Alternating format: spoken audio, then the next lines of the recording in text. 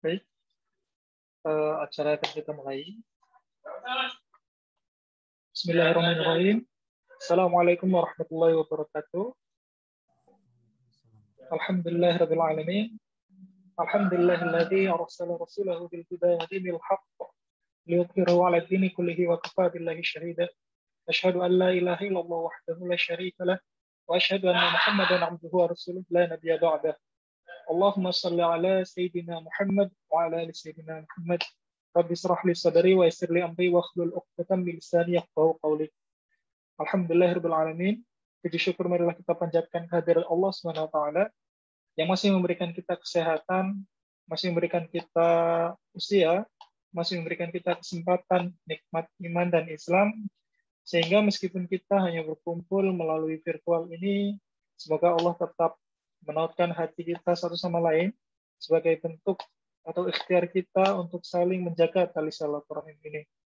Dan seperti biasa, kita melaksanakan kajian Juanda yang saat ini sudah masuk ke episode ke-10 dalam serial ngaji kitab Jauharatut Tauhid bersama dengan Ustadz Wahyudi SALCMM. Dan beliau saat ini sudah bergabung bersama kita di ruang Zoom ini. Nah, seperti biasa juga, kita bisa langsung saja ke materinya, karena Ustadz sudah hadir bersama kita. Begitu, saya Kuku Said Musa selaku MC, mohon kepada Ustadz kiranya untuk bisa memulai acara kita pada malam hari ini. Waktu dan tempat, kami silakan. Tafadhol, Ustadz. Sebentar saya tata dulu nih, tumben Zoom-nya error. Saya coba pakai HP ini. Baik, Ustaz. Sebentar saya tata sebentar ya. Sambil dinyalakan ini mungkin lagunya, matanya. Baik, untuk panitia mungkin bisa membantu.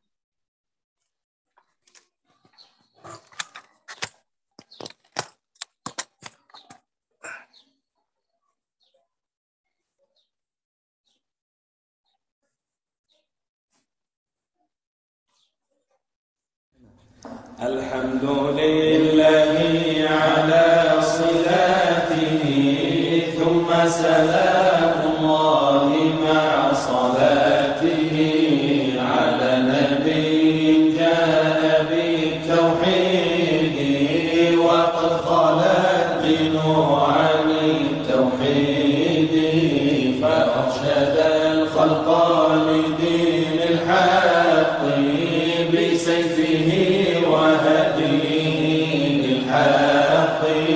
محمد العاقب لرسل ربه وآله وصحبه وحزبه وبعد فالعلم بأصل الدين محتم يحتاج للتبيين لكن من التطويل كالتي الهمم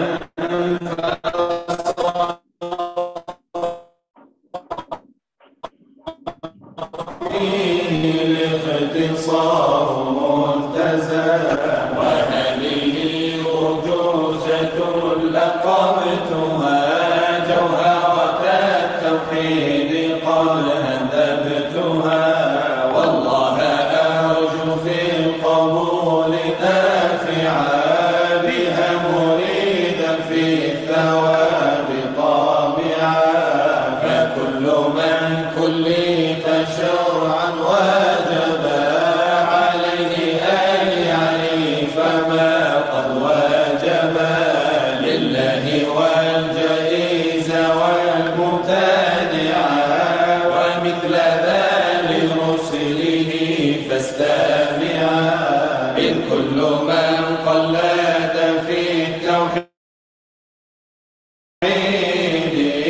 إيمانه لم يخل من ترديد ففيه بعض القوم يحكي الخلفا وبعضهم حقق فيه الكشفا فقال إن يجزم بقول الغير كفى وإن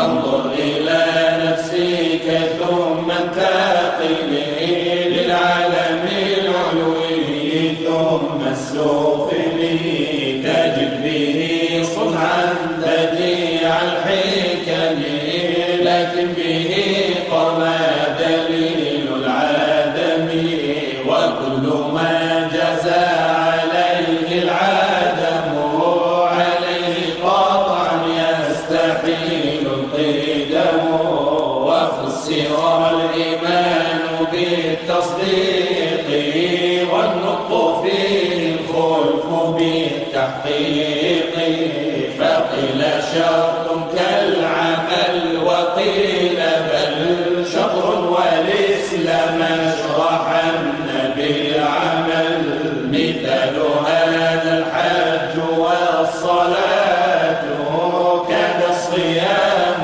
فدر والزكاة ورجحت زيادة الإيمان بما تزيد طاعة الإنسان ونقصه بنقصها وقيل لا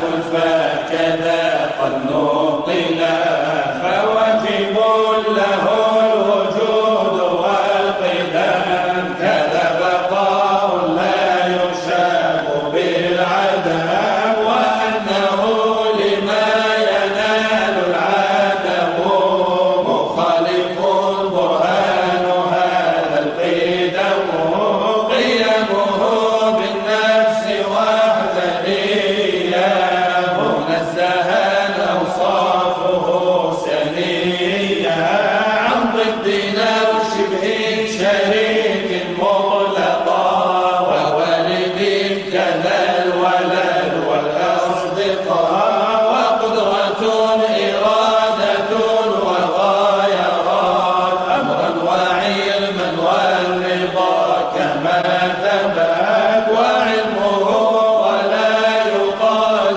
مكتسب فاتبع سبيل الحق واطرح الرياء حياته كذا الكلام السامع ثم البصر بذي أتانا السامع فهل له إدراك أو خلف وعند قوم صح فيه الوقف حي عليم قادر مريد سامع بصير ما يشاء يريد متكلم ثم صفات الذات ليست بغير أو بعين الذات فقدرة بممكن تعلقت بلا تناهي ما به تعلقت ووحدة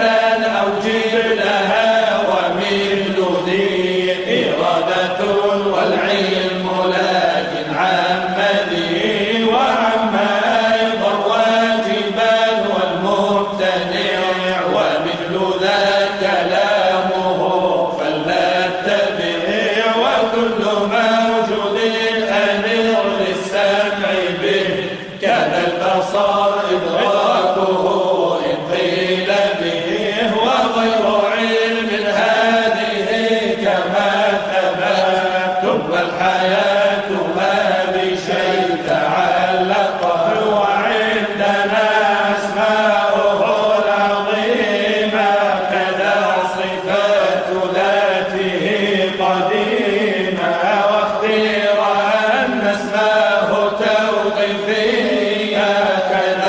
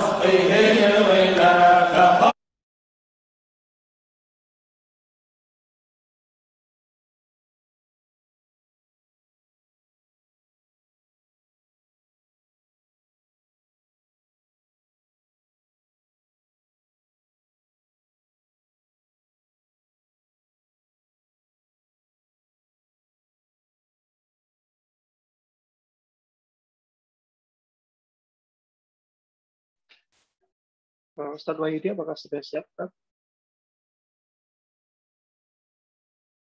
Sebentar, kalau nggak bisa saya coba pakai HP. Sebentar. Baik, ya. Nggak bisa kayaknya. Oke, saya coba pakai HP. Sebentar. Saya tata dulu.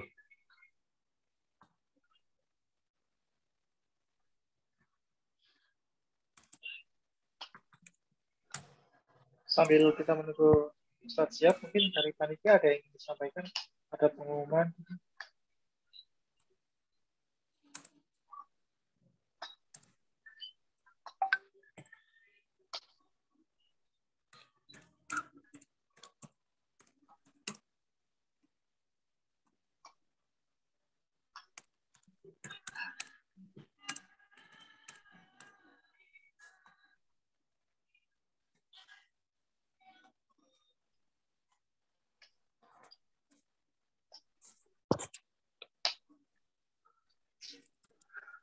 Sebentar saya setting yang di HP-nya. Baik, Ustadz. Nah, informasi untuk para peserta kajian pada malam hari ini, kami mohon izin bagi Bapak atau Ibu yang ingin melihat rekaman kajian kami yang sebelumnya, karena pada saat ini kita sudah masuk ke episode yang ke-10, jadi misalkan Bapak dan Ibu sekalian ingin mengikuti atau melengkapi rangkaian kajian kita, bisa follow dan juga subscribe pada media sosial YouTube FKMM Stanmu selaku penyelenggara kajian pada malam hari ini, atau bisa melalui Instagram di stanmu.id. Caps lock ya, STANMU.id. Itu di Instagram. Jadi agar bisa mengikuti jalannya materi, mungkin kan ada yang hadir di pertemuan pertama, kedua, ketiga, sampai beberapa pertemuan berikutnya. Karena kita sekarang sudah sampai ke pertemuan ke-10.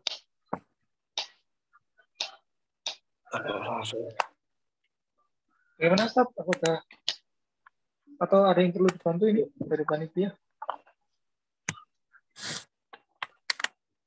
Sebentar, kayaknya bisa sih. Sebentar. Agak error. Baik, nah,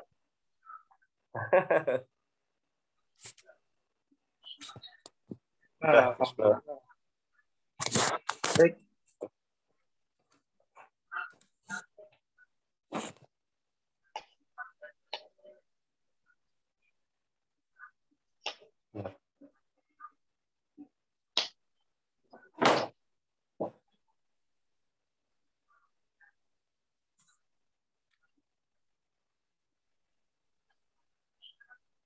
Bisa ya? Baik, sudah start. Mohon maaf ini saya pakai HP karena ininya dari tadi kok nggak bisa masuk apanya Zoom-nya. Saya coba beberapa kali nggak bisa masuk. Entah di internetnya yang lagi masalah atau apa ini. Bismillahirrahmanirrahim. Assalamualaikum warahmatullahi wabarakatuh. Alhamdulillahirrahmanirrahim. Wassalatu wassalamu ala asyrafil anbiya'i wal mursalin sayyidina wa maulana Muhammadin wa ala alihi wa sahbihi ajmain, amma ba'du.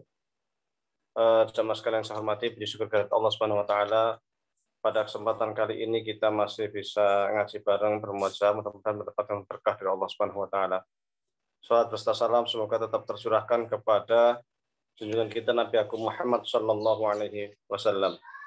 Jemaah sekalian yang kami hormati, pada kesempatan lalu kita sudah sampai kepada materi terkait dengan jihad. Jadi farsadul khalq li dinil haq bi sayfihi wa hadihi lil haq. Jadi terkait dengan peran daripada Rasulullah SAW di dalam menegakkan agama Islam. Di antaranya adalah menegakkan kebenaran bisayfihi, dengan pedangnya. Hanya ini seringkali disalahpahami, dianggap bahwasanya agama Islam itu menyebar dengan pedang, sehingga para orientalis sering menyatakan bahwasanya agama Islam itu sesungguhnya adalah agama yang suka berperang, agama yang suka kekerasan, sehingga kalau dilihat futuhat Islamnya atau perkembangan Islam itu mulainya menyebarnya dengan pedang, dan ini sesungguhnya adalah sebuah kesalahan ataupun kurang tepat, karena kalau kita melihat dari sisi sejarah, sesungguhnya ketika awal mula di Mekah selama 13 tahun itu umat Islam mendapatkan tekanan, umat Islam mendapatkan serangan, mendapatkan ittihad kalau istilah dalam bahasa Arab itu luar biasa, tetapi umat Islam sama sekali tidak memberikan perlawanan. Kita tahu bagaimana sahabat Yasir disiksa, sahabat Bilal disiksa dan lain sebagainya, tetapi di sana tidak ada sedikit pun perintah untuk melawan orang-orang Quraisy, sehingga bisayfihi ini perlu untuk kemudian kita luruskan. Memang benar bahwasanya ketika Islam itu sudah mapan di Madinah, itu terjadi banyak sekali pertempuran, tetapi sesungguhnya pertempuran-pertempuran yang dilakukan oleh umat Islam itu tujuan utamanya adalah untuk membela diri. Karena ketika 13 tahun di Mekah itu kemudian Rasulullah SAW diperintahkan untuk melakukan hijrah ke Madinah. Ketika Rasulullah sudah hijrah ke Madinah pun tidak serta-merta kemudian langsung diperintahkan untuk berjihad, tetapi memberikan penataan sosial terlebih dahulu, menyatukan antara kaum muhajirin dan kaum ansor, kemudian membuat fakta kesepakatan dengan kaum Yahudi dan lain sebagainya, sehingga kondisi di Madinah sudah mapan. Ketika sudah mapan, baru mereka diizinkan untuk membela diri. Jadi ketika masyarakat Islam di Mekah itu, mereka meninggalkan Mekah, itu mereka meninggalkan hartanya, mereka meninggalkan rumahnya, mereka meninggalkan tanahnya, dan harta-harta mereka yang ditinggalkan di Mekah itu kemudian diambil alih oleh kafir Quraisy. Diambil alih oleh mereka. Sehingga sesungguhnya perang Badar yang terjadi di awal-awal Islam itu, di awal-awal masyarakat Muslim di Madinah, itu bukan berupa serangan umat Islam yang menyerang dengan sengaja bahkan. Makanya waktu itu jumlah umat Islam hanya kisaran 300 sekian. Niat awalnya memang tidak untuk berperang. Ketika itu karena mereka mendengar kafilah dagang dari Quraisy, dari Syam, maka mereka kepikiran untuk nyegat, untuk mengambil harta itu, istilahnya itu mengambil balik lah. Dibanding rampasan orang Quraisy yang diambil, dibandingkan rampasan umat Islam yang diambil oleh orang Quraisy, kemudian umat Islam mengambil rampasan, meminta balik yang dengan kafilah dagang, sesungguhnya tidak seberapa. Lebih banyak harta benda kaum muslimin yang ditinggalkan di Mekah. Namun pada waktu itu ketika mereka itu sampai di Lembah Badar, ternyata Abu Sufyan mengetahui bahwa konon umat Islam akan menyerang, sehingga dia melarikan segera ke Mekah, kemudian mengambil bantuan untuk menyerang kaum muslimin di Lembah Badar, sehingga terjadi pertempuran pertama itu. Jumlah umat Islam waktu itu 300 sekian, sementara orang kafir 100.000 sekian, yang kemudian dimenangkan oleh kaum muslimin. Itu pertemuan pertama, dan itu sungguhnya adalah pembelaan, membela harkat dan martabat kaum muslimin. Setelah kaum muslimin kuat, baru mereka berkali-kali melakukan perlawanan. Jadi kalau waktu fatrah, waktu mereka di Mekah itu, mereka itu hanya membela diri saja, disiksa, macam-macam, tidak ada perintah untuk berjihad, mereka diam, mereka mengalah. Tetapi Fatrah Madinah ketika sudah kuat, baru mereka melakukan perlawanan, sehingga terakhir itu terjadi Fatu Makkah, dan alhamdulillah waktu itu umat Islam bisa mengambil balik Mekah, tempat kelahiran Rasulullah SAW dan kaum muhajirin. Dan kemudian orang-orang yang di Mekah juga masuk Islam, kemudian kekuasaan Islam ke Taif, sampai kemudian ke seluruh Jazirah Arab, memang benar dengan pedang, tetapi dengan pedang itu tidak memaksakan orang-orang yang berada di wilayah tersebut untuk masuk Islam, tetapi mereka diberi kebebasan penuh. Jika hendak masuk Islam silahkan, jika tidak juga silahkan, tetapi membayar jizyah atau pajak.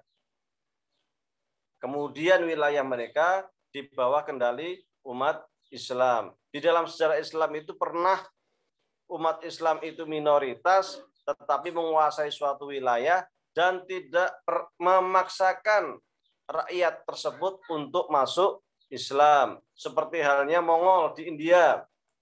Itu menguasai India sekian lama, sekian ratus tahun, tetapi dibandingkan dengan pemeluk agama Hindu, sesungguhnya umat Islam waktu itu masih minoritas. Meskipun demikian, umat Islam tidak memaksakan diri, ya kan? Tidak memaksakan orang-orang yang berada di bawah kekuasaan Islam untuk kemudian masuk Islam. Ini hanya saja kalau kita lihat, jihad itu kan sungguhnya artinya itu bersungguh-sungguh. Jahada yujahidu jihadan. Itu kan bersungguh-sungguh. Bersungguh-sungguh itu artinya di dalam segala sesuatu. Maka jihad itu sendiri memang awal-awalnya konotasinya seringnya dengan perang, tetapi sungguhnya jihad itu tidak hanya dengan perang. Karena ada jihad-jihad lain yang juga dilakukan oleh Rasulullah SAW. Maka di dalam sebuah ayat Al-Quran dikatakan, wa ma kanal mu'minun yanfiru kaffah falawla nafaru min kulli firqatin minhum ta'ifatun liyatafaqahu fid-din. Jadi janganlah kalian itu semuanya berjihad di jalan Allah, tapi harus ada sekelompok orang juga yang melakukan jihad lain. Apa jihad lain itu? Jihad lain itu adalah ta'ifatun liyatafaqahu fid-din, yaitu mereka itu yang konsentrasinya menuntut ilmu, sehingga thalabul ilmi itu dianggap bagian dari jihad fisabilillah. Makanya para ulama sering mengatakan bahwasanya tintanya para ulama itu kelak akan ditimbang dengan darahnya para syuhada. Jadi nilai tinta para ulama itu sama dengan tetesan darahnya para syuhada. Kalau para syuhada itu mereka berjihad dengan nyawanya, ya kan, dengan jiwanya, maka para ulama juga melakukan jihad dengan apanya? Dengan penanya, dengan ilmunya. Karena posisi ilmu pengetahuan ini sangat besar, sangat kuat, sehingga para ulama sendiri mengatakan bahwasanya thalibul ilmi itu mereka bagian dari fisabilillah. Karena thalibul ilmi ini bagian fisabilillah, maka mereka juga menjadi bagian yang berhak untuk menerima zakat. Maka kalau kita di sini di Mesir, para mahasiswa asing itu banyak yang mendapatkan beasiswa, baik dari Al-Azhar maupun dari ormas-ormas yang ada di Mesir, Jamiah Syariah, ataupun para donatur lainnya, itu karena kita itu dianggap sebagai thalibul ilmi, sebagai mujahid fi sabilillah, sebagai pejuang. Hanya pejuang, bukan kita pergi ke medan perang, tetapi dengan menuntut ilmu. Karena ilmu ini menjadi tiang daripada peradaban Islam. Bahkan ayat pertama yang turun kepada Nabi Muhammad SAW adalah ayat tentang ilmu pengetahuan. Iqra bismi rabbikal ladzi khalaq. Jadi Iqra suruh membaca apapun, membaca alam raya, membaca ilmu pengetahuan dan sebagainya. Thalibul ilmi di sini, penuntut ilmu itu yang dianggap mujahid fisabilillah bukan sekadar mujahid atau penuntut ilmu agama saja. Mereka yang belajar ilmu fisika, ilmu kimia, ilmu biologi, sesungguhnya mereka juga bagian dari thalibul ilmi, bagian dari orang-orang yang disebut di dalam Al-Quran ta'ifatun tadi, ta'ifatun liyatafaqahu fid-din. Mereka yang kelompok yang berusaha untuk memahami, belajar agama. Semua ilmu pengetahuan itu bagian dari agama. Jadi di dalam Islam itu tidak ada pemisahan ini ilmu umum, ini ilmu agama, itu tidak ada. Maka ketika kita membuka kitab Ihya Ulumuddin karya Imam Al-Ghazali, bab ilmu, itu hanya disebutkan di sana bahwasanya ilmu itu dibagi menjadi dua. Bagi dua itu bukan ilmu agama dan ilmu umum, bukan. Tetapi ilmu yang kita itu wajib untuk belajar secara fardu kifayah, dan ilmu yang kita itu wajib belajar secara fardu ain. Ilmu yang wajib secara fardu ain adalah yang setiap manusia itu wajib belajar, setiap orang muslim itu wajib tahu, adalah ilmu yang terkait dengan ad-daruriyat. Apa itu ad-daruriyat? Daruriyat adalah hal-hal yang sifatnya darurat dan kebutuhan dasar seorang muslim. Apa itu hal yang menjadi kebutuhan dasar seorang muslim? Adalah mengetahui terkait dengan ibadah sholat, terkait dengan puasa, terkait dengan zakat, terkait dengan akhlak, hal-hal yang mendasar sebagai seorang muslim yang harus dia ketahui. Jadi seorang muslim harus tahu sholat, harus tahu zakat, harus tahu puasa. Kalau dia kaya, dia juga harus tahu haji, ya kan? Akhlak juga harus tahu mana yang baik, mana yang buruk, mana yang diharamkan, mana yang tidak, ya kan? Itu menjadi kewajiban fardu ain. Tetapi ada ilmu lain yang itu menjadi fardu kifayah menurut Al-Ghazali dalam Ihya-nya. Di antaranya adalah belajar kedokteran, belajar fisika, riyadiyat, matematik. Di situ disebutkan riyadiyat, matematik, ya kan? Tip kedokteran. Bahkan kata Ghazali, ketika suatu wilayah atau daerah itu tidak ada satupun yang belajar kedokteran, kok ada orang sakit nggak ada yang bisa ngobatin, maka satu daerah itu semuanya berdosa. Semuanya menanggung dosanya. Ini menurut Imam Al-Ghazali. Adapun pemisahan ilmu agama dan ilmu umum itu sesungguhnya merupakan upaya sekularisasi ataupun paham-paham yang muncul akibat sekularisasi di dunia barat, di mana mereka itu memang memisahkan antara gereja, ilmu-ilmu yang terkait dengan lahud, al-lahutiyah, ya kan, dengan keilmuan yang terkait dengan umum. Apalagi kemudian waktu Galileo Galilei yang mengatakan bumi berputar pada porosnya, kemudian bumi mengitari matahari, ditentang oleh para lahud, para pendeta, karena mereka berkeyakinan yang berputar itu adalah yang mengelilingi, bukan bumi yang mengelilingi matahari, tetapi matahari lah yang sungguhnya mengelilingi bumi, di mana kemudian banyak ilmuwan di barat pada waktu itu dibakar hidup-hidup oleh dewan gereja, sehingga muncul ide-ide sekularisasi memisahkan ilmu agama dengan ilmu umum.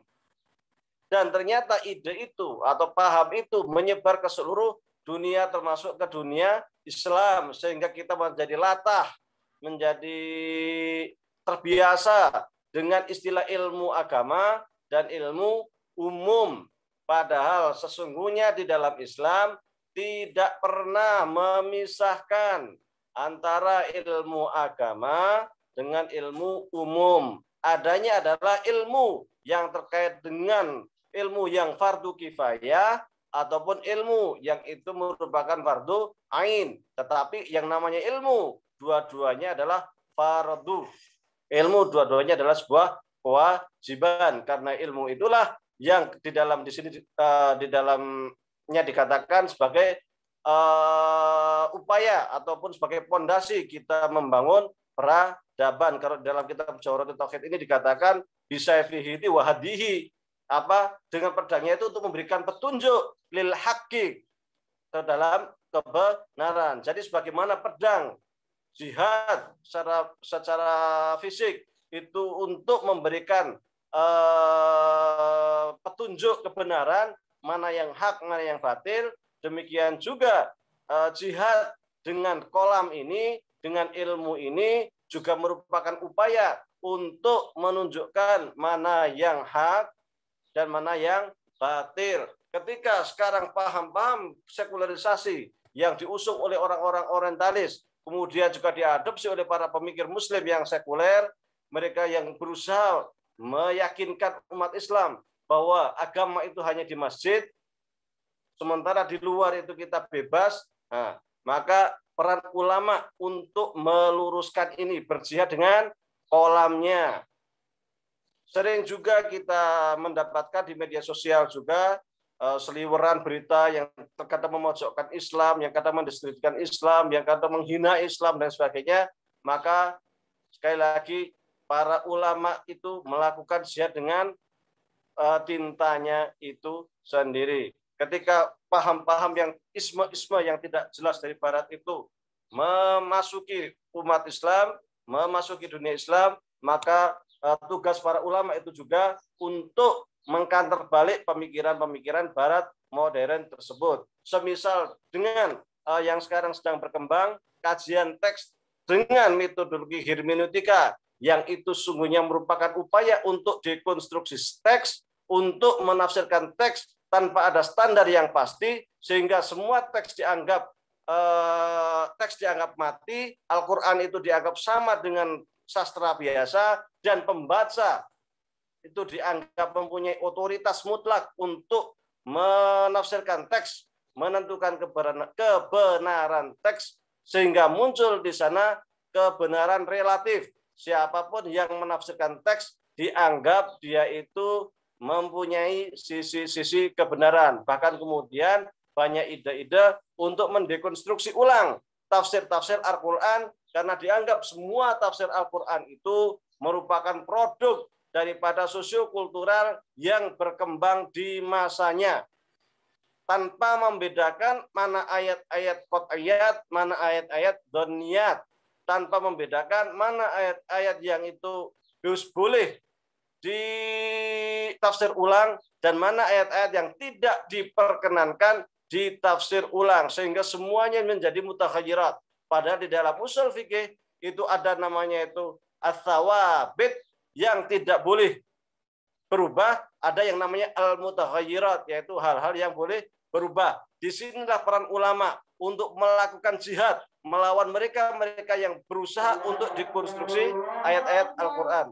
Allahu Akbar, Allahu Akbar. Mohon maaf di sini adzan.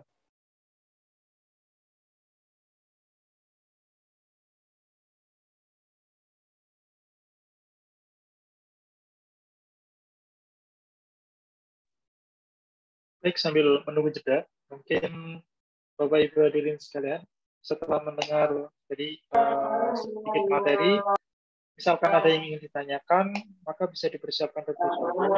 Nanti pertanyaannya bisa disampaikan melalui room chat ataupun langsung raise hand.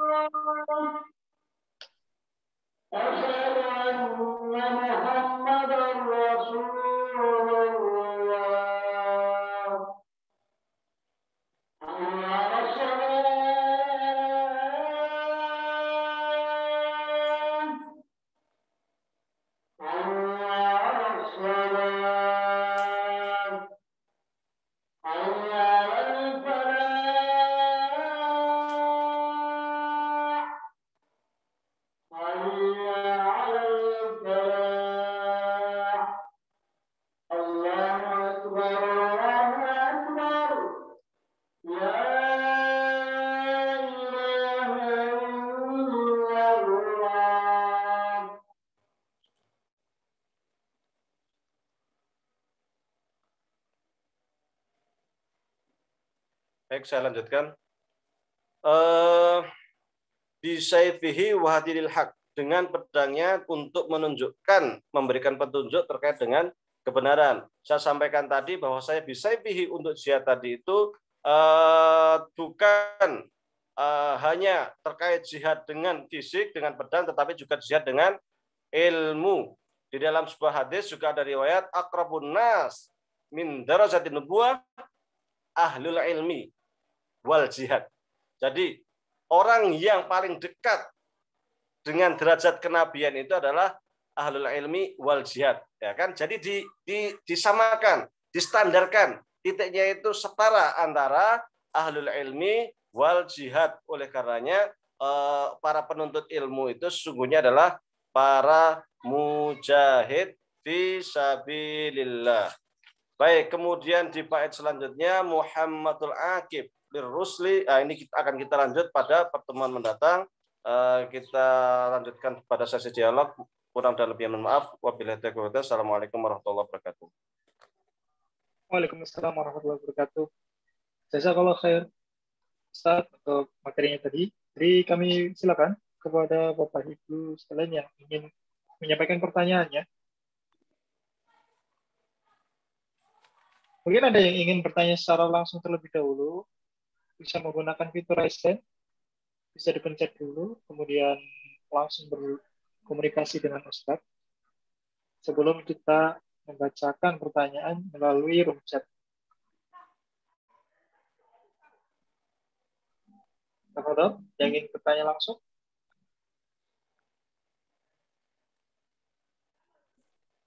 Oke, sepertinya ini pesertanya malu-malu ya.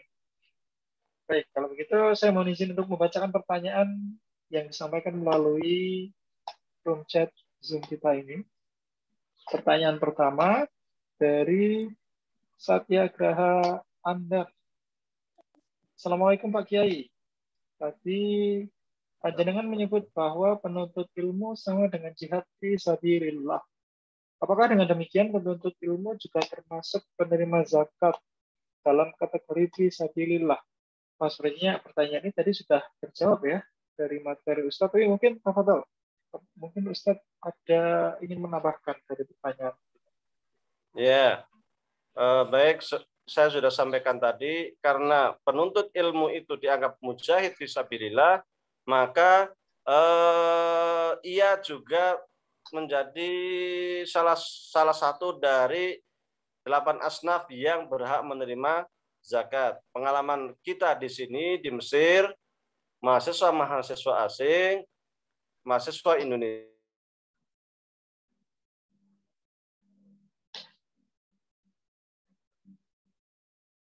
Ya, sepertinya Ustadz kita mengalami kendala sinyal. Jadi mungkin saya mohon izin untuk kembali menyampaikan bahwa tadi Ustadz sudah menyampaikan ketika materi tadi, jawaban dari pertanyaan ini bahwa betul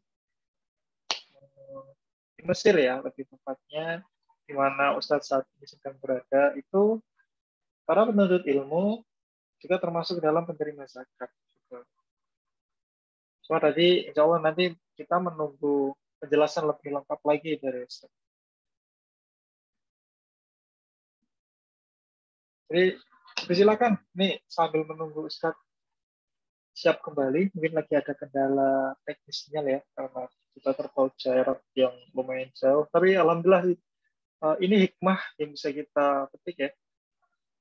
Kita dengan Ustadz atau dengan Pak Kiai itu posisinya terpisah antara jarak yang jauh banget.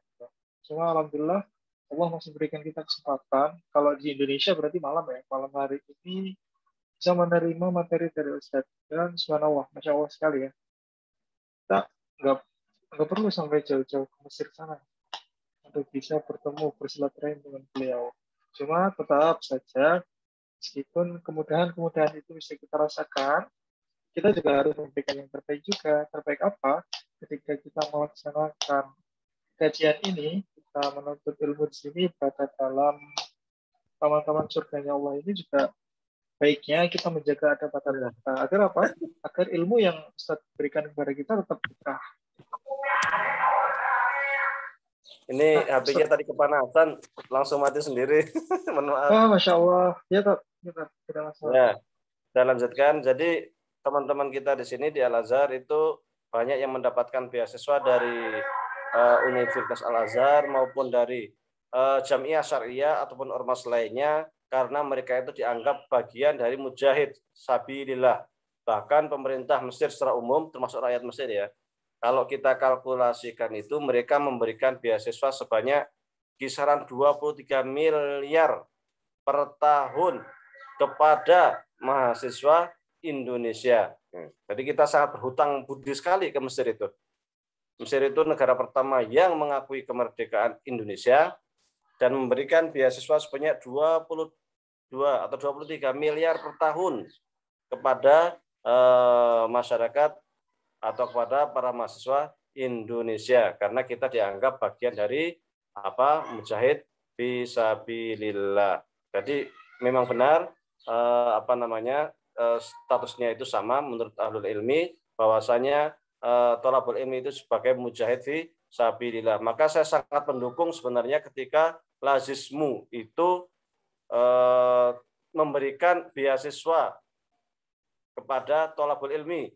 Terserah mereka yang mau thalabul ilminya itu apakah belajar agama atau belajar ilmu-ilmu sains, terserah, nggak ada masalah.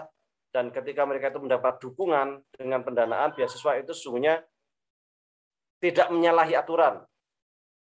Kemarin di sini waktu di BCM saya saya berjumpa dengan dua santri dari Pekalongan yang dia itu diutus atas biaya dari Lazismu Pekalongan. Nah, ini merupakan contoh yang baik.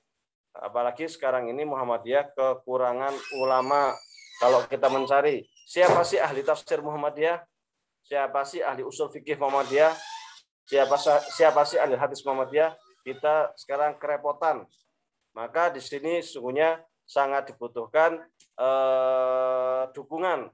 Di antaranya barangkali berupa pemberian beasiswa terhadap kader-kader kita terbaik untuk menuntut ilmu, khususnya di dalam ilmu-ilmu keagamaan. Kalau dokter Muhammadiyah itu banyak, insinyur banyak, ya kan. Kemudian yang lain-lain banyak lah. Tetapi yang terkait dengan ulumuddin ini, ilmu-ilmu keagamaan ini kita sekarang lagi krisis. Jangankan para ulama, para duat saja, dai-dai Muhammadiyah saja kita krisis. Di kampung-kampung itu jarang PCM atau PRM ya, yang ada ceramah mingguan, karena tidak ada orang ustadz yang mengampu.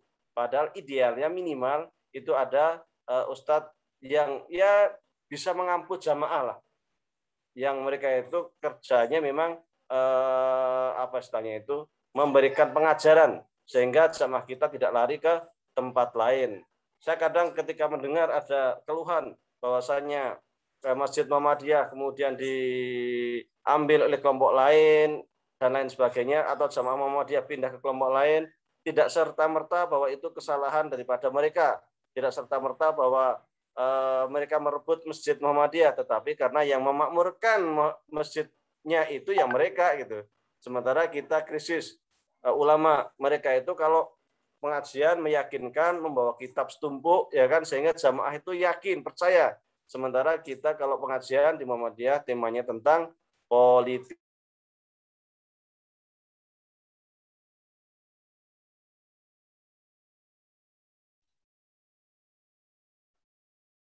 Baik, ini pas banget ya tadi bahas sesuatu yang lumayan sensitif. Tiba-tiba Zoom-nya terkendala lagi. Baik, terima kasih. Sebelumnya kami sampaikan kepada para penanya. Insya Allah nanti ketika Ustadz sudah kembali terhubung dengan kita, akan kami sampaikan pertanyaan tersebut. Akan kami bacakan. Dan semoga mendapatkan jawaban yang cukup memuaskan dari Ustadz. Untuk memuaskan dahaga kita terhadap ilmu pengetahuannya. Baik, silakan. Masih terbuka terus kesempatan untuk bertanya. Kalau ada unek-unek juga yang ada hubungannya dengan materi yang disampaikan Ustadz tadi. Mungkin ini Ustadz ini ya, karena tadi Ustadz menggunakan HP ya, mungkin HP-nya panas lagi tuh. Airnya tidak sengaja keluar sendiri di hadap tembok bumi.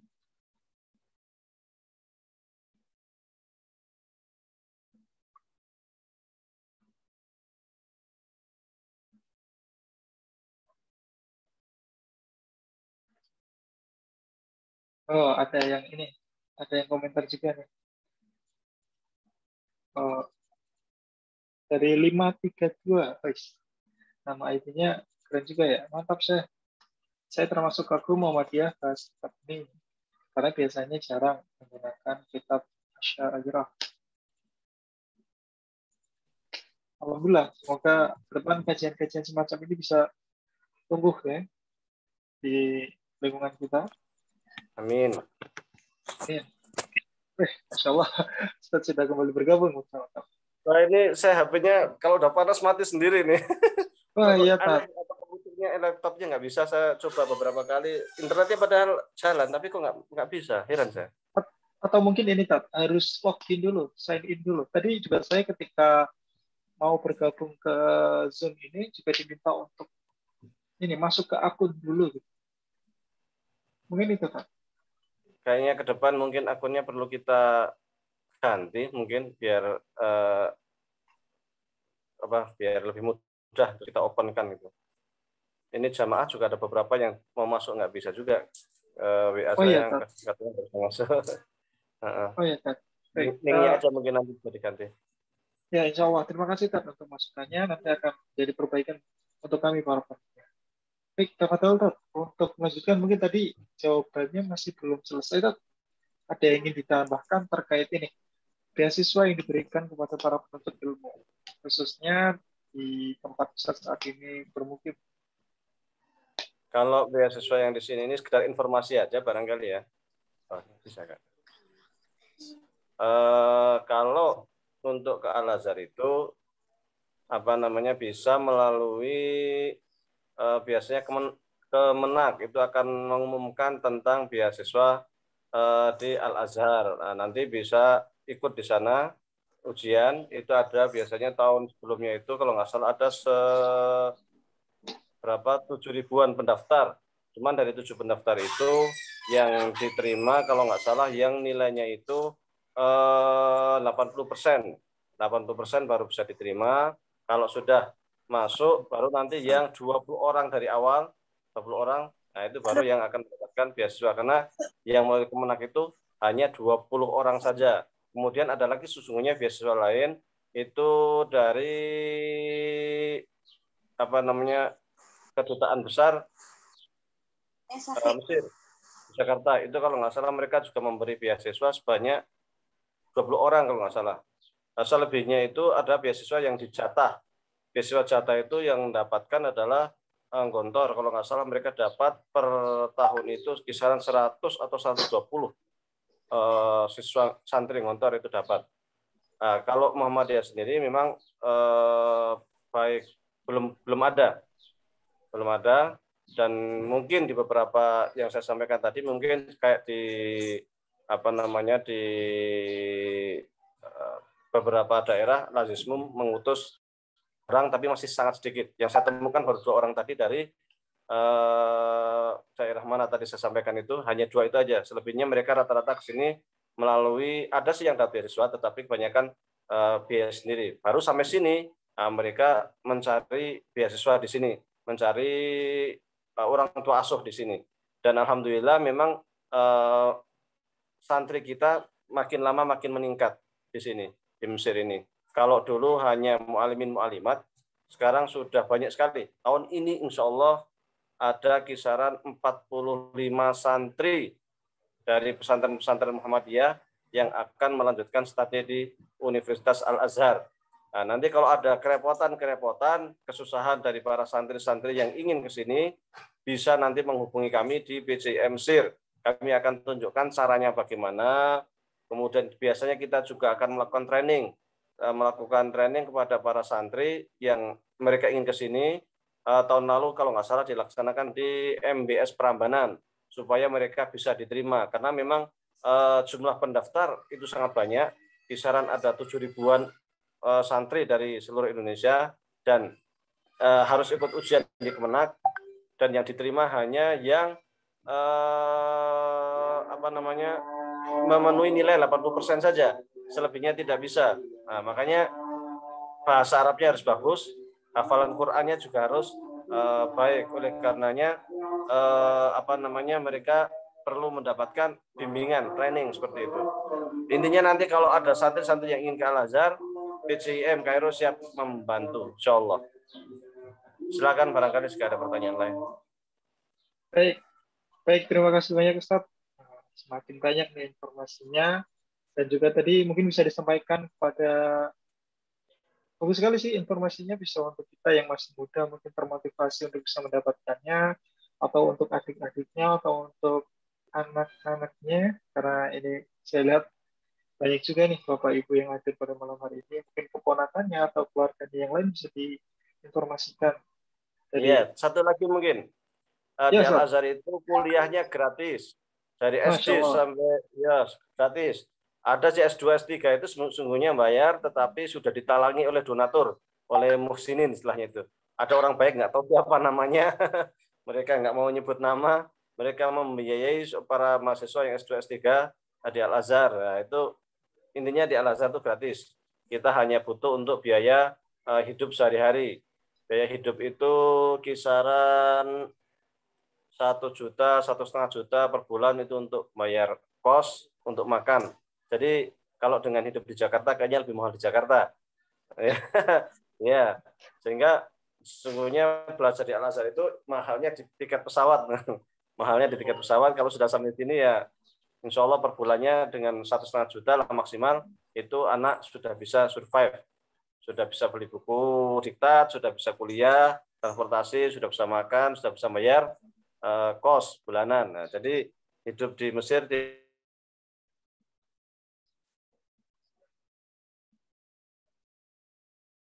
Sepertinya Ustadz kembali terputus dengan kita.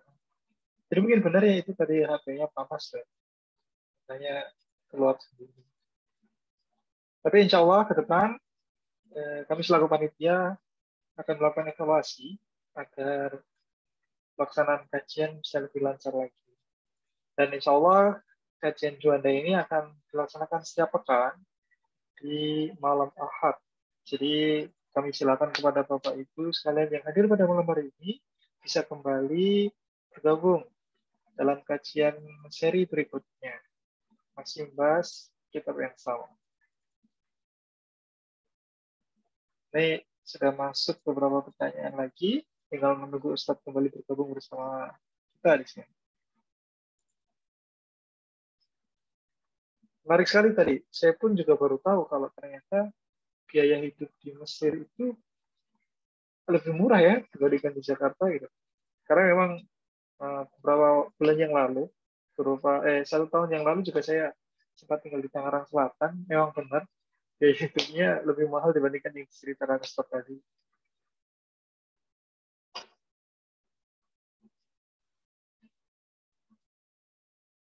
Atau sini, sambil menunggu Ustadz, kita ada yang ingin didiskusikan mungkin, ada yang ingin memberikan testimoni atau pesan kepada panitia, atau bisa berdiskusi satu sama lain.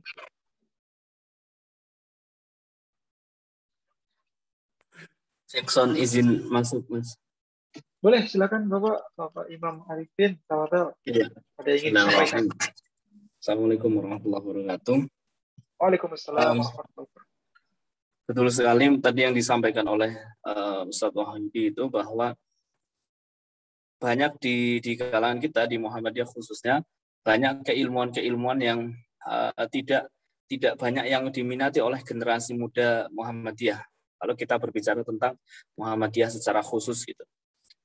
Kita ketika misalnya berbicara tentang bab akidah, berapa sih ulama Muhammadiyah yang memang paham betul dari berbagai perspektif pembahasan akidah itu secara komprehensif, secara syumulah. Kemudian misalnya berbicara tentang tafsir juga demikian. Terlebih misalnya berbicara tentang ilmu qiraat Al-Qur'an. Itu sedikit sekali ulama Muhammadiyah yang kemudian memiliki kompetensi di bidang ilmu qiraat itu sendiri gitu. Sehingga saya pernah dapat satu waktu itu waktu Jam'iyatul Qura wal Hufadznya Nahdlatul Ulama 2 tahun yang lalu mengadakan Munas, dan saya diundang waktu itu sebagai ya kalau bahasa Jawa itu orang yang belajar ilmu qiraat begitu. Saya diundang waktu itu di Jakarta.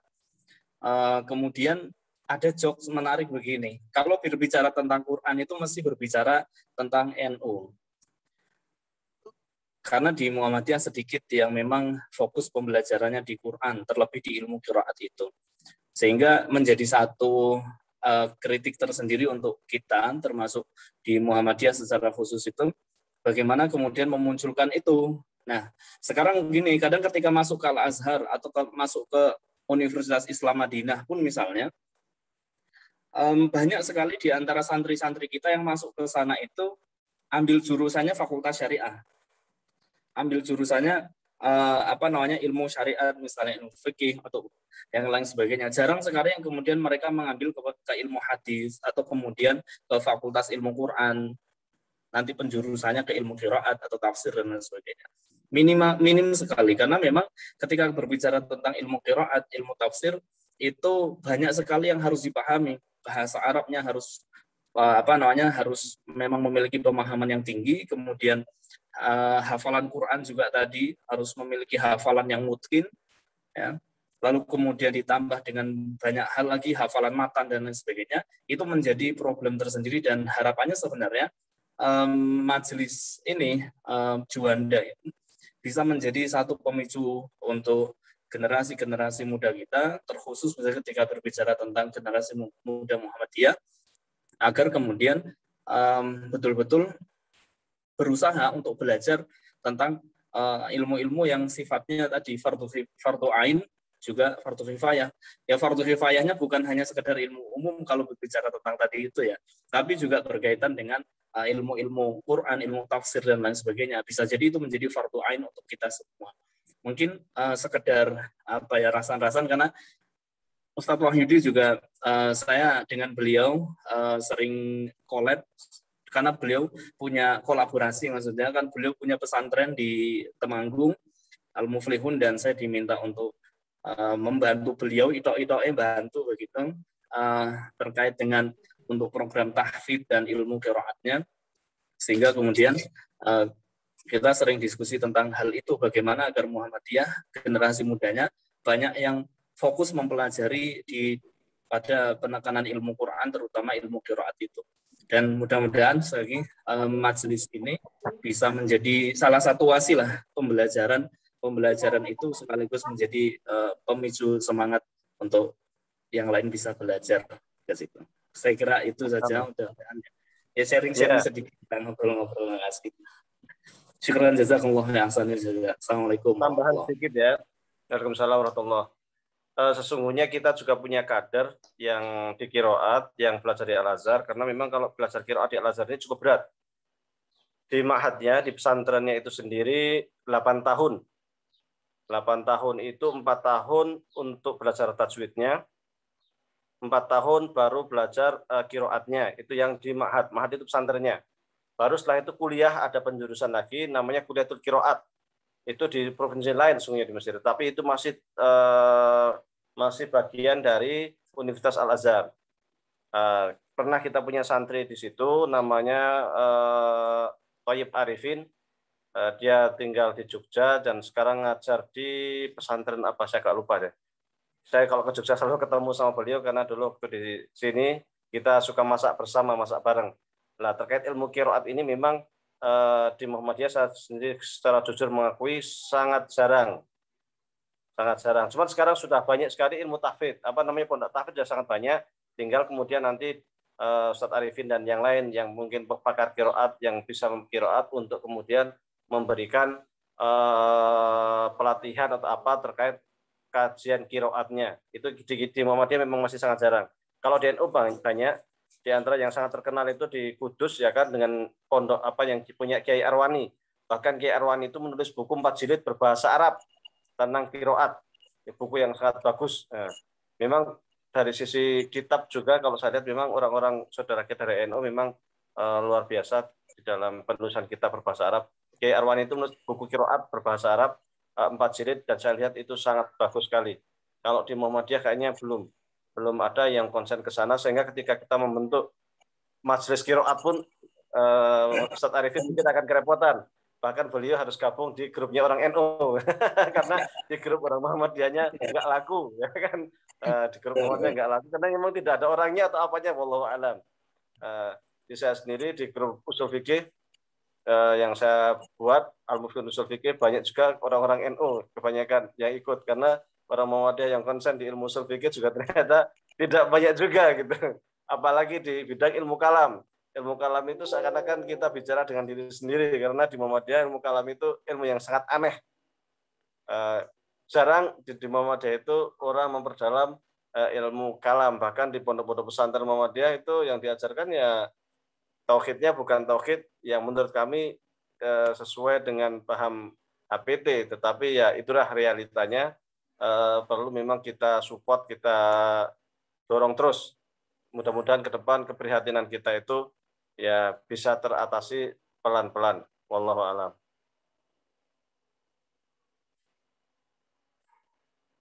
Baik, berbicara tentang hal tersebut, Pak.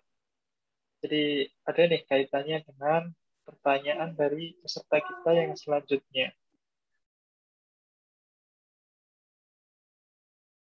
Mana tadi? Silakan dibacakan karena saya tidak bisa melihat ini. Apa tadi? Mana ya? Nah, ini dari Ervan, Ustaz. Ini peserta yang cukup aktif di room chat kita ya ternyata. Assalamualaikum. Ada ilmu wajib ain dan juga ada ilmu wajib kifayah. Pertanyaannya, Ustaz, dari Mas Irfan atau Bapak Irfan ini, apakah kita sebenarnya harus pesantren dulu agar bisa paham ilmu fardu ain? Karena dirasa tidak cukup diterima atau tidak cukup jika hanya ikuti sekolahan formal saja. Adakah cara yang lain? Dan pertanyaan berikutnya adalah, apakah fadilah ngaji ilmu secara langsung sama dengan ngaji secara langsung tapi melalui media online semacam ini, Kak? Atau adakah perbedaan dan bagaimana kiranya kita bisa mengatasinya? Karena mau tidak mau kita tetap harus ada keterbatasan selama pandemi ini masih berlangsung. Mungkin itu dua pertanyaan. Ya. Terkait yang fardu ain itu bisa didapatkan di surau, di masjid-masjid, di pengajian-pengajian, itu juga bisa. Itu kan terkait dengan cara sholat, cara puasa, ya kan, zakat, itu biasalah bisa didapatkan dimanapun. Kecuali kalau kita ingin memperdalam beneran, baru ke pesantren, ya kan. Tetapi kalau sekedar yang fardu ain itu sungguhnya banyak sekali media yang dapat dijadikan sebagai sarana kita untuk belajar. Kalau dulu-dulu biasanya setiap asar itu kampung-kampung itu ada madrasah diniyah biasanya. Madrasah diniyah, anak-anak kita belajar Iqra, belajar ngaji, belajar sholat, ya kan. Mudah-mudahan madrasah diniyah itu masih ada, ya kan. Cuma karena ini sekarang pandemi juga agak masalah juga, semuanya di rumah kan. Semua di rumah, mudah-mudahan anak-anak tidak kecanduan game. Karena kalau dari rumah itu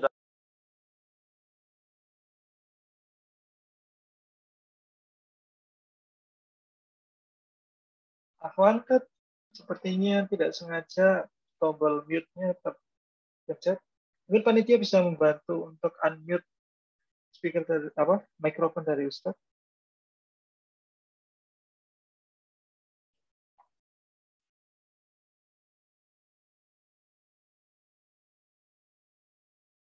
Ustaz Wahyudi, Afwan, ini sepertinya tidak sengaja. Ya. Ya, Afwan, barusan tidak sengaja mikrofon dari Ustaz mati. Jadi kami tidak bisa mendengar penjelasan Ustaz. Ya, jadi intinya bahwasanya mengaji via Zoom ataupun langsung ke kiai itu keutamaannya, fadilahnya sama, tidak ada beda. Ketika Allah menjanjikan bahwasanya orang yang thalibul ilmi itu akan dinaungi malaikat dan malaikat akan memintakan ampun kepada Allah Subhanahu wa taala terhadap para thalibul ilmi, sama baik via Zoom ataupun secara langsung. Bahkan ketika kita membaca buku pun, membaca pengetahuan itu sama, kita penuntut ilmu. Dan keutamaan para penuntut ilmu adalah ketika dia meninggal, itu statusnya dia itu seorang mujahid. Ini ada cerita, di Mesir itu ada seorang tokoh qiraat yang cukup terkenal, namanya Husairi, Imam Husairi dulu. Itu ada cerita bahwa dia itu sebelumnya dia itu tukang penggali kubur awalnya itu. Nah, ini ada cerita tukang menggali kubur, kemudian ada orang yang meninggal dunia, tahu-tahu kok kuburannya itu tiba-tiba mudah, dan tiba-tiba aja seakan-akan dia itu melihat taman surga, pingsan langsung dia. Setelah ditaruh si mayatnya itu, tahu-tahu sebelum ditutup itu kok dia seperti melihat taman surga. Dia kaget langsung pingsan. Pas pingsan, kemudian bangun, dia tanya apa yang terjadi, ini siapa? Katanya ini dia itu punya saudara, saudaranya itu suka menuntut ilmu dan dia yang membiayai. Beberapa hari kemudian saudaranya itu meninggal, kemudian dikubur, pas dikubur, setelah dikubur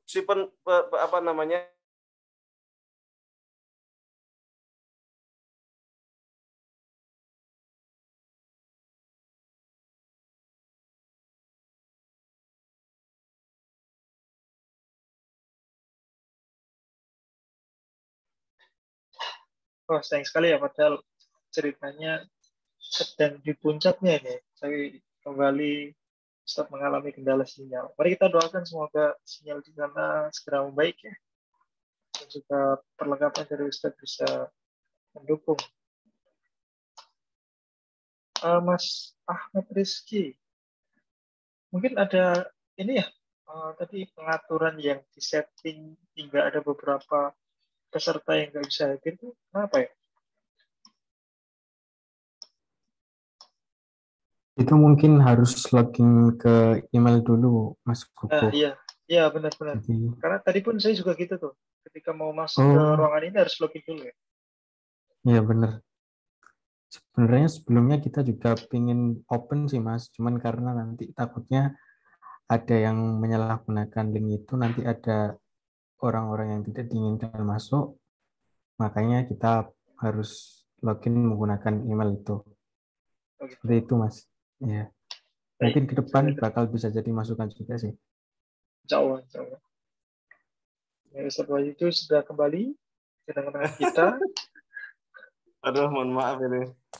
Iya, tadi padahal ceritanya sedang di puncaknya ya. Biasanya lancar, tapi sekarang kok ini kita ada problem. Mohon maaf lah. Biasanya masuk ke ini ke Zoom-nya itu di komputer nggak pernah ada masalah, cuman sekarang kok ada masalah terus nih. Jadi pakai HP-nya kok kalau udah panas mati nih. Ya, intinya bahwasanya yang kedua ini juga dia kaget, tiba-tiba dia melihat seperti taman surga, pingsan dia. Setelah pingsan bangun, dia nanya lagi, itu siapa katanya? Yang meninggal ini siapa? Dia adalah saudara teman yang kemarin, yang dia itu penuntut ilmu. Dari situ dia sadar ternyata keutamaan orang menuntut ilmu itu luar biasa. Akhirnya dia langsung pergi ke masjid waktu Damaskus. Mohon maaf, waktu itu orang Damaskus ya. Saya agak lupa namanya, bukan Imam Qusairi. Damaskus, dan dia belajar di sana dan kemudian dia menjadi seorang ulama besar di sana. Nah, ini sekedar cerita fadilah keutamaan orang mencari ilmu dan bahwasanya dia itu posisinya sebagai mujahid dan ketika meninggal pun luar biasa. Dan beberapa rekan kita di sini ada yang meninggal di sini karena kecelakaan pernah, dan ketika meninggal itu apa ya, face-nya itu, wajahnya itu ceria. Ini kisah nyata, kisah nyata yang kami saksikan di sini. Rekan kita yang kecelakaan setelah dibersihkan, dimandikan tuh wajahnya memang sangat ceria dan orang senyumannya manis, semua kita pada iris lah ya. Masya Allah, talibul ilmi ini memang luar biasa. Dan itu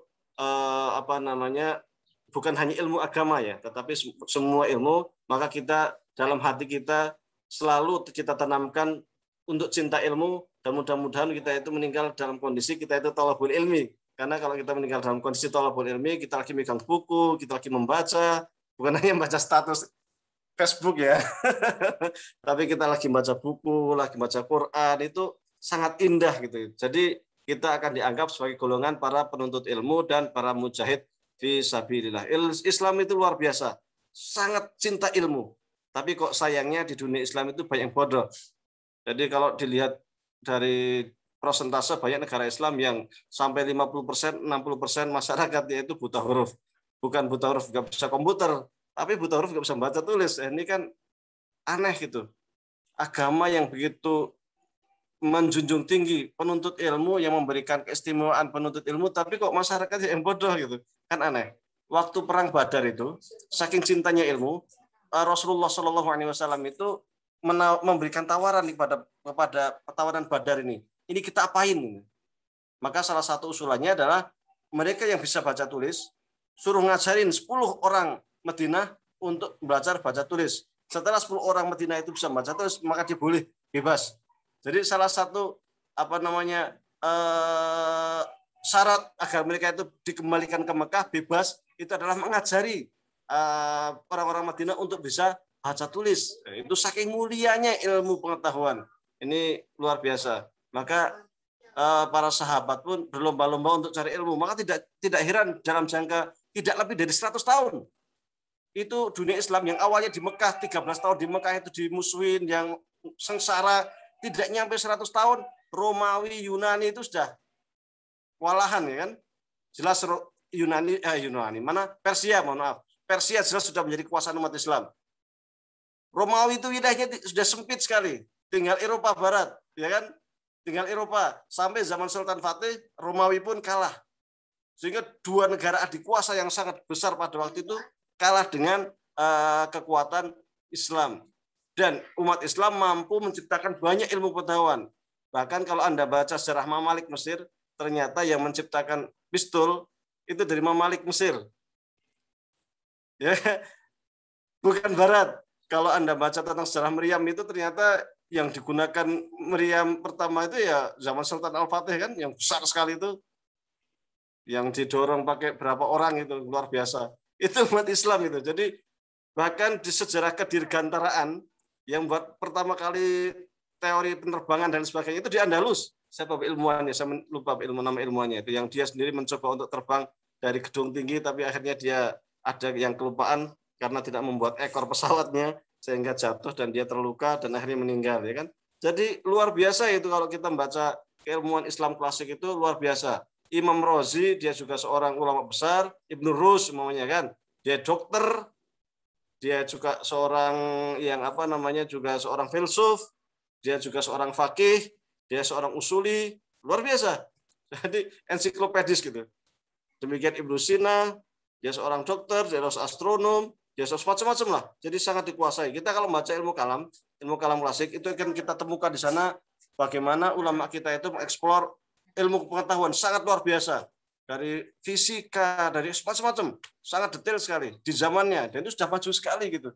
Nah, itu sejarah Islam klasik, ya kan, yang waktu itu bisa menguasai dunia tidak lebih dari 100 tahun. Itu sudah luar biasa. Zaman Umar saja kekuasaannya sudah sangat luar biasa. Pada beberapa puluh tahun sejak adanya Islam datang, ya kan. Nah, itu karena cintanya umat Islam pada ilmu pengetahuan. Maka semestinya budaya cinta ilmu ini yang sesungguhnya harus kita pupuk terus supaya kita bisa menguasai peradaban dunia. Selama umat Islam itu masih kurang cinta ilmu, masih sukanya itu hanya baca status WhatsApp, status Facebook, tapi malas membaca buku, malas datang ke pengajian, ya susahlah kalau kita ingin menguasai dunia. Tapi kalau kita sudah bisa kayak orang-orang dulu cinta ilmu, kita bisa ibtikar menciptakan sesuatu, ya baru kita bisa. Wallahu a'lam.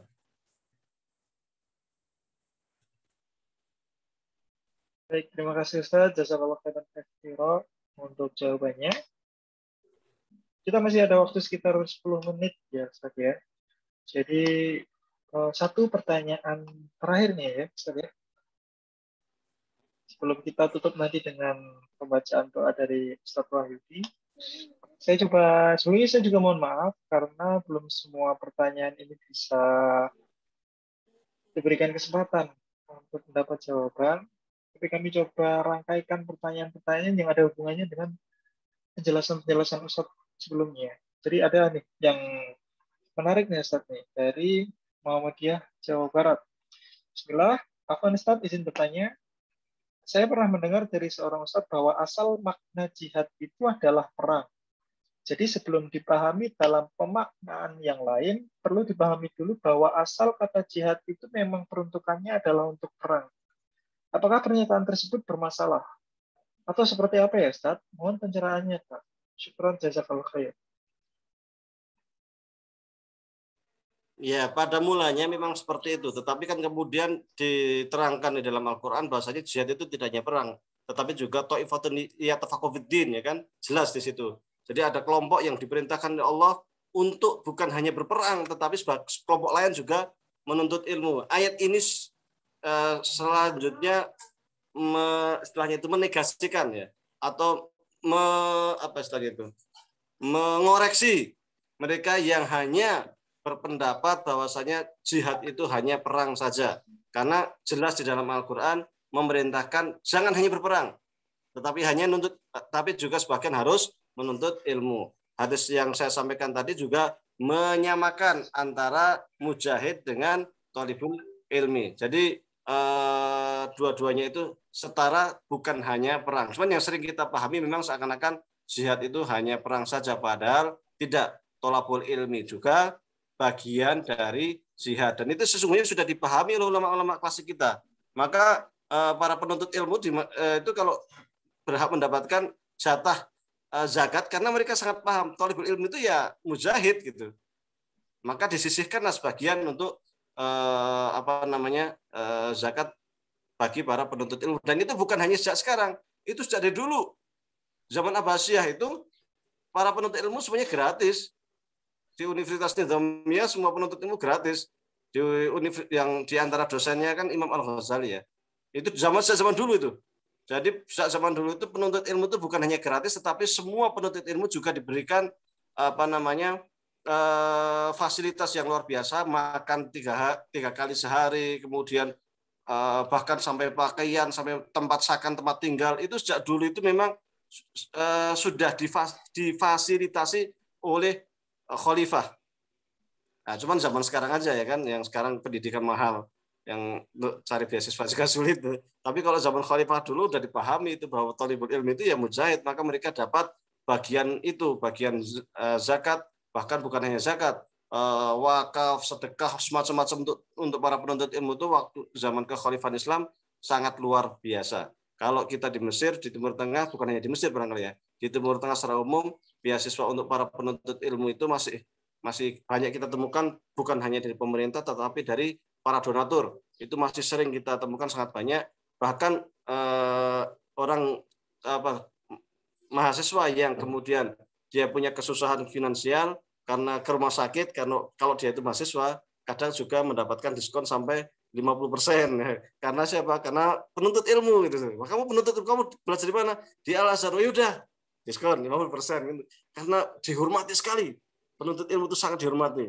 Nah, kita berharap lah mudah-mudahan juga masyarakat kita menyadari bahwasanya para penuntut ilmu itu sungguhnya sangat mulia, sehingga mereka harus mendapatkan perhatian, termasuk dari para ormas, dan sebagainya, bahwa penuntut ilmu itu sangat berharga, perlu mendapat perhatian, karena penuntut ilmu itu merupakan investasi masa depan.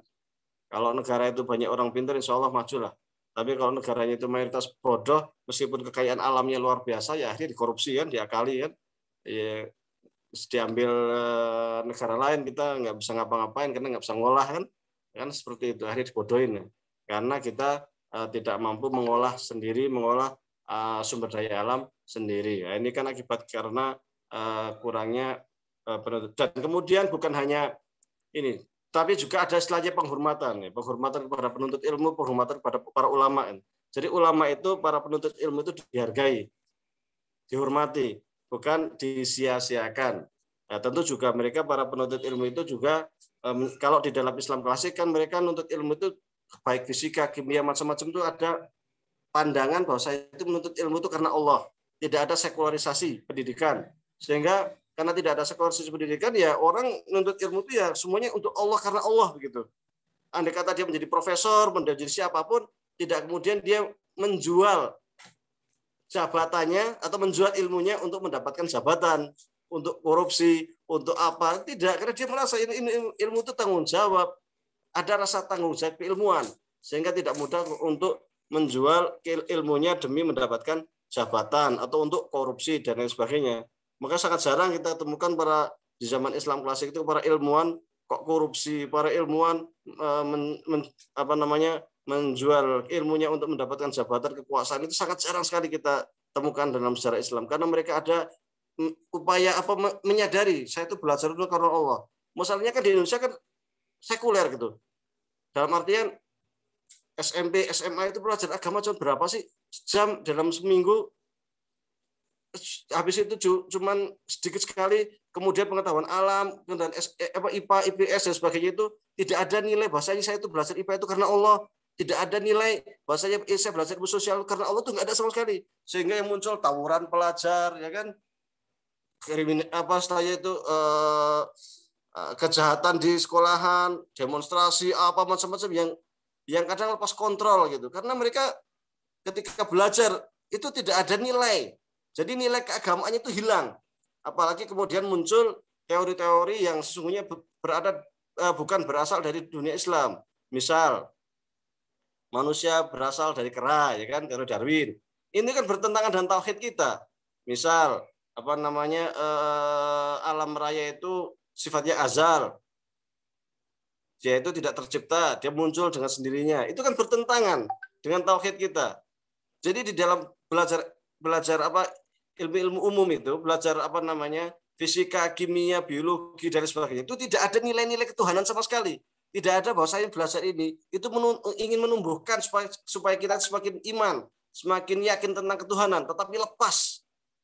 Jadi ilmu hanya untuk ilmu saja. Fisika ya hanya untuk fisika saja. Biologi hanya untuk biologi saja. Sosiologi ya sosiologi saja. Tanpa ada nilai-nilai ketuhanan sama sekali. Ini merupakan awal munculnya sekularisasi pendidikan. Kalau sudah pendidikannya ada sekuler seperti itu, akhirnya memunculkan pribadi yang sekuler juga, jauh dari Tuhan. Akhirnya ketika menjadi ilmuwan, jauh juga dari Tuhan. Akhirnya apa? Mudah menjual ilmunya untuk kekuasaan, untuk mendapatkan maslahat dan lain sebagainya, dan tidak menambah dengan ilmunya itu keimanan, ketakwaan kepada Allah Subhanahu wa taala. Maka islamisasi ilmu pengetahuan itu sangat-sangat penting. Dan yang dimaksudkan dengan islamisasi ilmu pengetahuan itu bukan berarti setiap cabang ilmu kita tambah Quran, tambah sunnah, itu tidak. Semuanya di dalam belajar fisika, depannya kasih Quran, kasih sunnah. Bukan hanya sekedar itu, tetapi kandungan di dalamnya itu bagaimana ada nilai-nilai keislaman. Bahwa saya belajar itu untuk Allah. Karena Allah, ilmu itu datang dari Allah. Wa ma utitu minal ilmi illa qalila. Saya itu dikasih ilmu manusia itu hanya sedikit. Jadi ilmu itu diberi oleh Allah, bukan karena usaha kita. Nah, nilai-nilai ini yang harus ditanamkan, kemudian membuang teori-teori yang itu bertentangan dengan syariat Islam. Jika tidak dibuang, minimal dikanter. Kayak manusia berasal dari kera itu sudah jelas secara logikanya, udah nggak, secara ilmu pengetahuan saja sudah banyak bertentangan, karena di sana ada missing link antara kapan manusia itu kapan manusia itu sudah bisa menjadi manusia dan kapan perubahannya itu, kapan kera itu menjadi kera, dan peralihan antara kera ke manusia itu di mana dan sejak kapan, itu kan nggak ditemukan itu. Ini kan sudah masalah sendiri gitu dan lain sebagainya. Nah, ini perlu perubahan mendasar di dalam kita itu memandang ilmu pengetahuan. Jadi ilmu bukan untuk ilmu. Karena ketika ilmu itu untuk ilmu, nanti ketika menjadi pengetahuan, menjadi teknologi, ujung-ujungnya teknologi hanya untuk teknologi, bukan untuk ketuhanan, bukan untuk mendekatkan diri kita kepada Allah Subhanahu wa taala. Maka menciptakan nuklir untuk ngebom Jepang, ya kan, menciptakan berbagai senjata canggih untuk menghancurkan, membumi hanguskan Irak, membumi hanguskan Afghanistan dan lain sebagainya, hanya untuk mencari nilai-nilai ekonomi, untuk menguasai sumber-sumber ekonomi tanpa ada rasa bahwasanya saya itu berdosa menghancurkan umat manusia. Itu hilang sama sekali. Kenapa bisa hilang rasa bahwa menghancurkan umat manusia, membunuh banyak orang itu berdosa? Karena sejak dia belajar itu, ilmu itu sudah pisah sama Tuhan. Ilmu ya ilmu, Tuhan ya Tuhan, nggak ada hubungannya gitu kan. Bahkan anti Tuhan. Ilmu ya ilmu, kalau kita beriman berarti kita tidak boleh percaya sama Tuhan. Kalau kita masih percaya sama Tuhan, berarti kita belum dianggap sebagai seorang ilmuwan. Itu kan teori-teori yang empirisme yang dari Barat itu, yang hanya percaya sama yang sifatnya itu fisik, tapi sama sekali ingkar terhadap hal yang metafisik. Ya, ini juga persoalan. Maka merubah paradigma ilmu, merubah paradigma tentang filsafat ilmu, merubah paradigma tentang apa tujuan kita belajar ilmu pengetahuan, ini perlu kesadaran, perlu perombakan. Jadi bukan hanya islamisasi ilmu pengetahuan itu bukan hanya terkait dengan bentuk, tetapi juga substansi daripada ilmu itu sendiri. Dan ini sangat penting dan sesungguhnya sangat mendesak. Wallahu a'lam.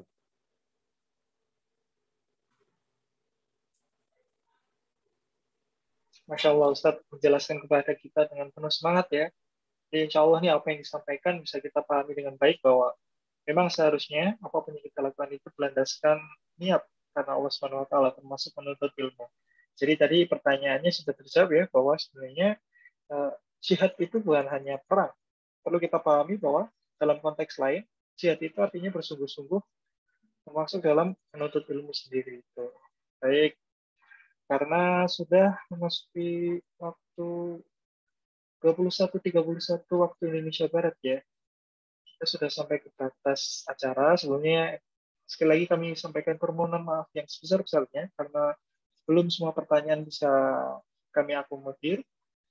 Begitu mungkin ya, biar penasaran nih, insya Allah di pekan berikutnya, malam Ahad pekan besok, untuk bisa kembali bergabung bersama kita. Masih mendengarkan materi juga dari Ustadz Wahyudi Abdurrahim, insya Allah nanti ya. Jadi pertanyaannya kalau misalkan belum terjawab hari ini, bisa disampaikan kembali di pertemuan berikutnya, insya Allah. Dan sebelum kita menutup pengajian kita malam hari ini, mungkin kami mohon izin kepada Ustadz Wahyudi berkenan memimpin doa dalam pengajian kita malam hari ini, Ustaz. Bismillahirrahmanirrahim. Allahumma shalli ala sayyidina Muhammadin fil awwalin. Allahumma shalli ala sayyidina Muhammadin fil akhirin. Allahumma shalli ala sayyidina Muhammadin fil mala'il a'la ila yaumiddin. Allahumma rabbana taqabbal minna salatana wa siyamana wa ruku'ana wa sujudana wa tadarru'ana wa takhasyu'ana wa ta'abbudana wa tammim taqsirana ya Allah ya rabbal alamin. Rabbana zalamna anfusana wa illam taghfir lana wa tarhamna lanakunanna minal khasirin. Rabbana wa la tahmil 'alaina isran kama hamaltahu 'ala alladziina min qablina. Rabbana wa la tuhammilna ma la taqata lana bihi wa'fu 'anna waghfir lana warhamna anta maulana fansurna 'alal qaumil kafirin. Rabbana la tuzigh qulubana ba'da idh hadaytana wa hab lana min ladunka rahmah innaka antal wahhab. Rabbana atina min ladunka rahmah wa hayyi' lana min amrina rasyada.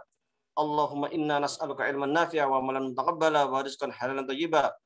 Allahumma inna na'udzubika min ilmin la yanfa' wa min qalbin la yakhsha' wa min nafsin la tasba' wa min du'ain la yustajab laha. Rabbana inna nas'aluka salamatan fid din wa afiatan fil jasadi wa ziyadatan fil ilmi wa barakatan fil rizqi wa taubatan qabla maut wa rahmatan indal maut wa maghfiratan ba'da maut. Allahumma hawwin 'alaina fi sakaratil maut wa najina minan nari wal 'afwa 'inda hisab. Allahumma irfa'na al-bala' wal waba' wal mihna wat ta'un bi rahmatika ya arhamar rahimin. Ya hayyu ya qayyum bi rahmatika nastaghits. Ya hayyu ya qayyum bi rahmatika nastaghits. Ya hayyu ya qayyum bi rahmatika nastaghits. Rabbana atina fid dunya hasanah wa fil akhirati hasanah wa qina adzabannar. Wa sallallahu ala sayyidina Muhammadin wa ala alihi wasallam. Subhanaka rabbika rabbil izzati amma yasifun wa salamun alal mursalin walhamdulillahi rabbil alamin. Alhamdulillah, akhirnya kita sampai pada ujung dari pengajian kita hari ini. Kami selaku panitia mohon maaf yang sebesar-besarnya atas segala kekurangan, dan juga kami menyampaikan terima kasih terutama kepada Ustadz Wahyudi Abdurrahim yang telah memberikan materi kepada kami. Juga terima kasih kepada seluruh peserta yang sudah hadir hingga di menit ini, hingga di detik ini, di akhir dari pengajian. Semoga ilmu yang kita dapatkan tadi Allah berikan keberkahan di dalamnya, merasuk ke dalam hati kita, dan yang terpenting bisa kita amalkan di dunia. Karena ketika ilmu itu diamalkan, insya Allah ilmunya semakin melekat. Insya Allah ya. Jadi sampai bertemu di pengajian Juanda pekan depan, masih sama, di malam Ahad, bersama dengan Ustadz Wahyudi Abdurrahim, SALCNN. Begitu kami mohon pamit undur diri. Saya Puguh Said Musa selaku MC malam hari ini juga mohon maaf atas segala kekurangan saya pribadi. Baiknya datang dari Allah. Dan terima kasih. Wassalamualaikum warahmatullahi wabarakatuh. Waalaikumsalam warahmatullahi wabarakatuh. Waalaikumsalam warahmatullahi wabarakatuh. Terima kasih Ustaz. Ya, mohon maaf kali ini tidak bisa maksimal karena kendala teknis. Mohon maaf sekali. Mudah-mudahan ke depan bisa lebih